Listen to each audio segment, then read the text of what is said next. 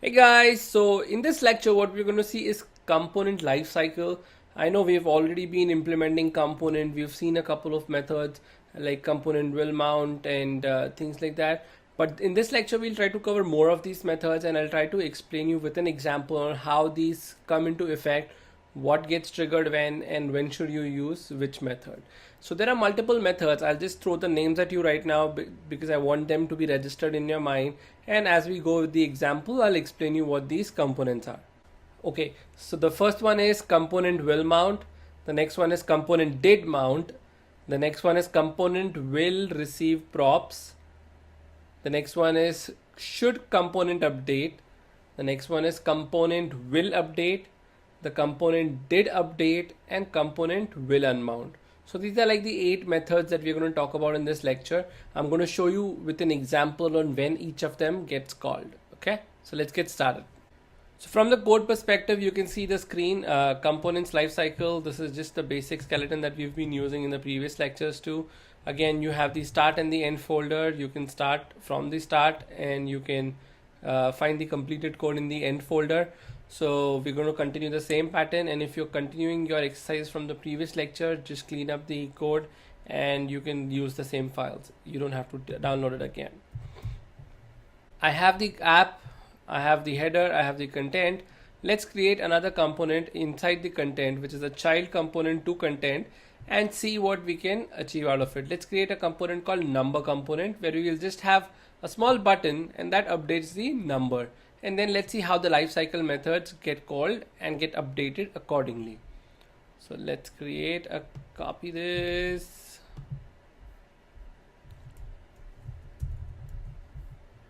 Let's create number component, and instead of returning all this, let's just do a div. So we have the empty divs returning so far, and then let's just return a button, and this button will just do is update number. So let's call it as update number. So we have the button, and that does the update of number. Now in the content class, let's create the constructor because we need to set some data out here. Let's say we have a data as 0, which is the number that we're going to use and we're going to update. Let's also create another function which is called as set new number, which will be just doing an update to the original number. So the way we do it is set new number. Now we have this method. Let's go inside this method and just do the this.setState, and the way we do it is we pass in the parameters. So now we have the name value pair. So the thing that we are going to update is the data, and we are going to update it with this .state .data plus 1. So whatever it is the value, it gets updated. And don't forget to bind the method. So this .set number, set new number is equal to this .set new number bind, and then this. So that way you're binding the function. So you have created these two lifecycle functions. Let's just move this button to the content or the component out here, and now that we have moved it there, let's just also write this component over here saying number component. And for now, let's just call this component and see what happens. We're not passing in anything. Just click save and the page should refresh, and you can just see update number. Now when you do the update number, let's just also try to pass the data to this number component, and the way we pass the data is using the properties. So let's say my number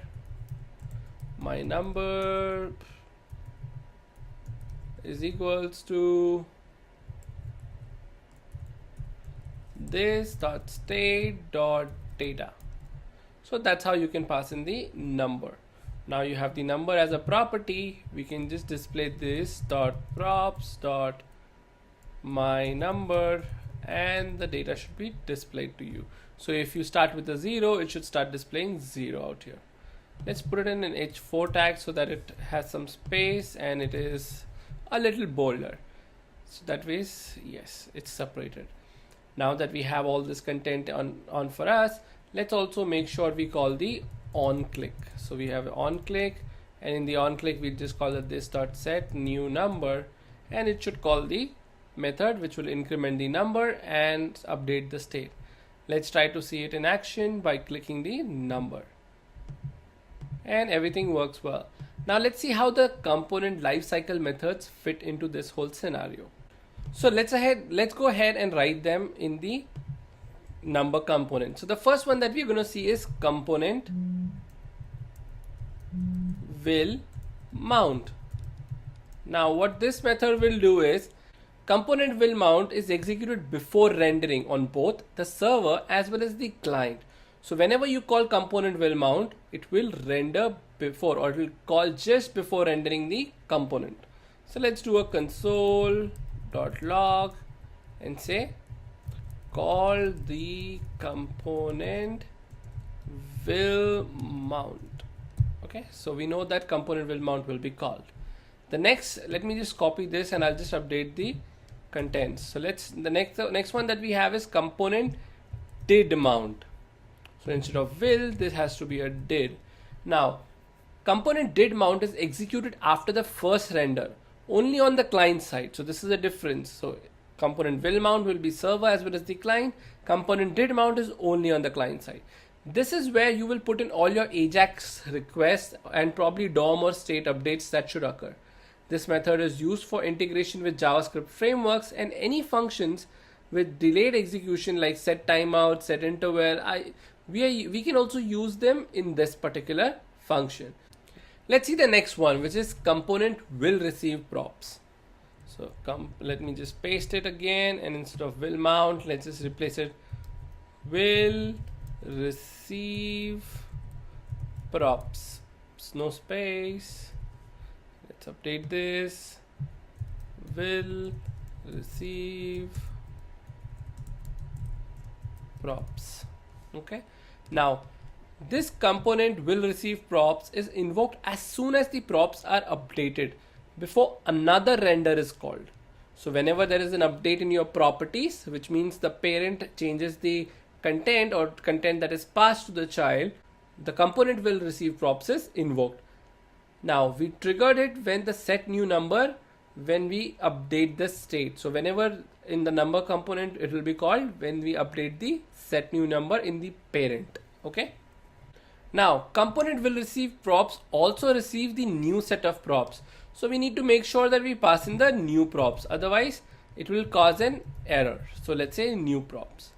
The next one that we are going to see is should component update.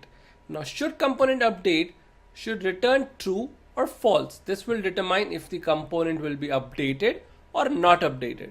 This is set to true by default, and if you're sure that the component doesn't need to render after the state or the props are updated, you can manually pass in a false and return false.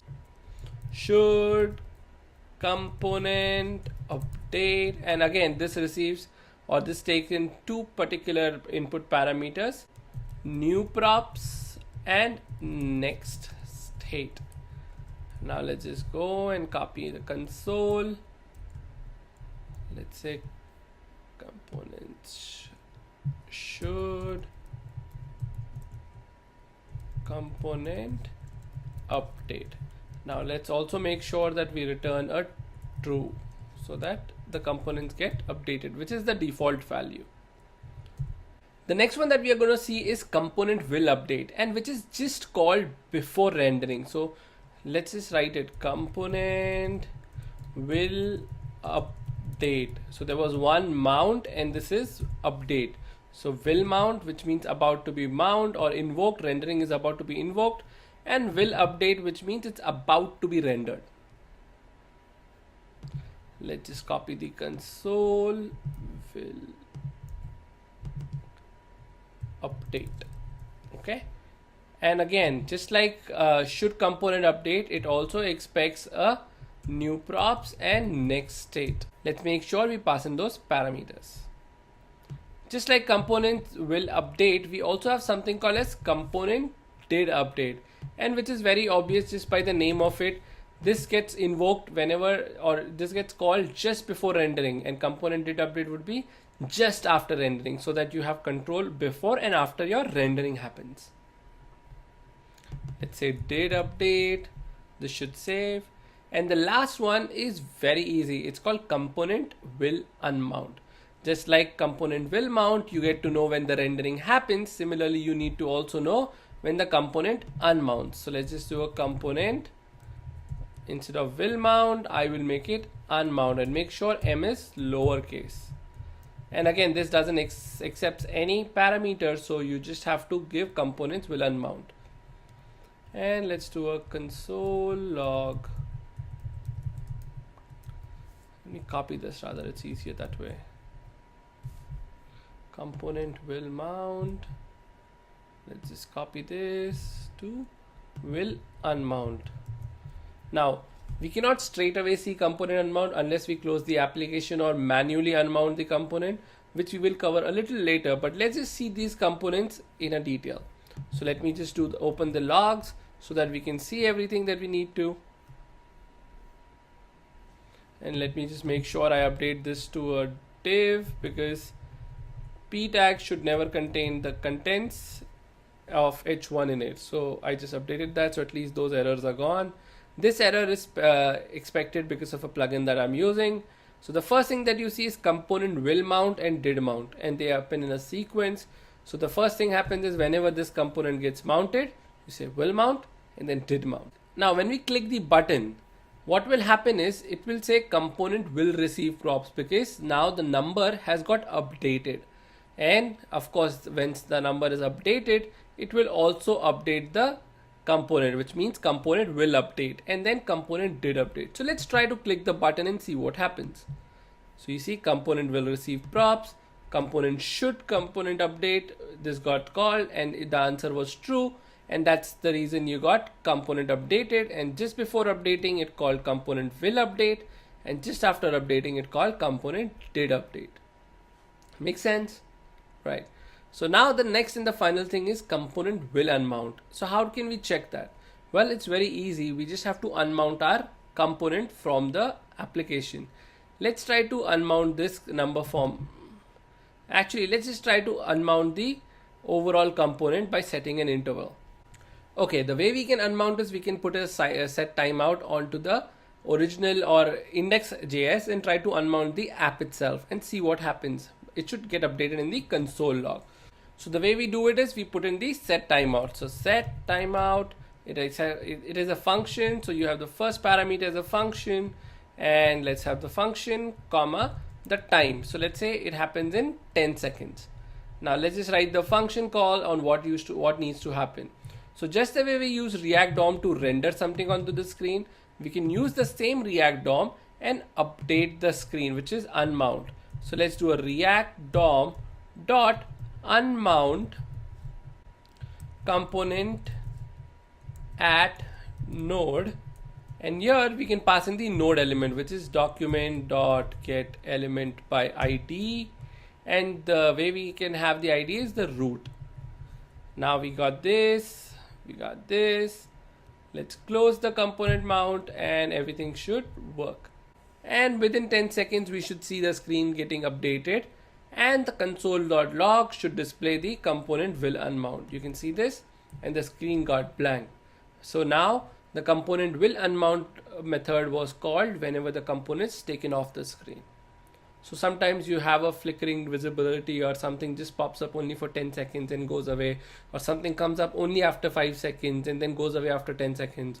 So you can play with it as much as you want with your app.